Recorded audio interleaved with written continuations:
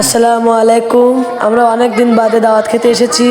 সেই বনগ্রাম উত্তরপাড়া দাওয়াত পড়েছিল। আমি আর ভোলাম আমার দুজনের দাওয়াত পড়েছিল, তা খেতে দিয়ে অনেক সুন্দর পরিবেশ দেখুন। আসলে অনেক সুন্দর খাওয়া দাওয়া হচ্ছে, অনেক সুন্দর পরিবেশ করছে দেখেন। বাড়ির পাশেই নিচে জায়গা করছে, অনেক ভালো লাগছে। আর গোস্তটা যা স্বাদ হয়েছে না, খুব স্বাদ। গোস্ত খুব স্বাদ, সেই স্বাদ। সেই স্বাদ হয়েছিল গোস্ত। আর দইটার কথা তো বলাই যাবে না, সেই স্বাদ। ডাইল আরো স্বাদ। আর দেন না, অল্প করে দেন, আর পারতেছি না। সেই স্বাদ, ডাইল আরো স্বাদ। দইর কথা তো বলবোই না, দই সেই স্বাদ। ওরে বাবা, দেখেন কি গোস্ত টান দেই, মনে হয় যে গোস্ত ভাঙবি কি দাঁত ভাঙবি। আশেপাশে যদি কেউ থাকেন সরে থাকবেন। দেখেন অনেক সুন্দর মনোরম পরিবেশে আমরা খাওয়া দাওয়া করছি। এই যে বাবুর্চি দই নিয়ে আসছে আমাদের জন্য, খাওয়া দাওয়া হলেই দই দিবি।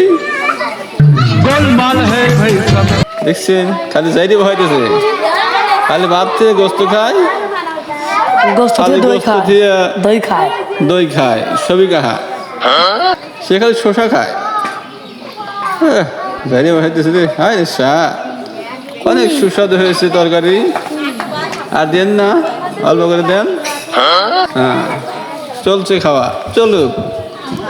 আরে যাইতে বসাইতেছে, দেখতে পারছি।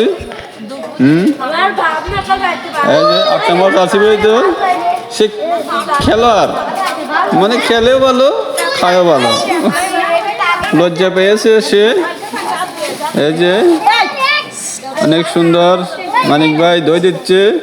আসলে দইয়ের কালারটা অনেক সুন্দর হয়েছে। আপনারা যে যত পারেন খাবেন। 3 মাস অনাহারে থাকার পর খাবার জুটেছে মাত্র কয়েক ঘন্টা হলো। খালি বাসায় অল্প করে নিবেন, খালি নেওয়ার চিন থেকে এত নেওয়ার চিন থেকে, হ্যাঁ পুরো যায় আবার খাও, তা না খালি দৌড়াও খালি। হ্যাঁ, ওই নেওয়ার দেখ, ওই নিয়ে দৌড়াও। কথা কি ক্লিয়ার না ভেজাল আছে?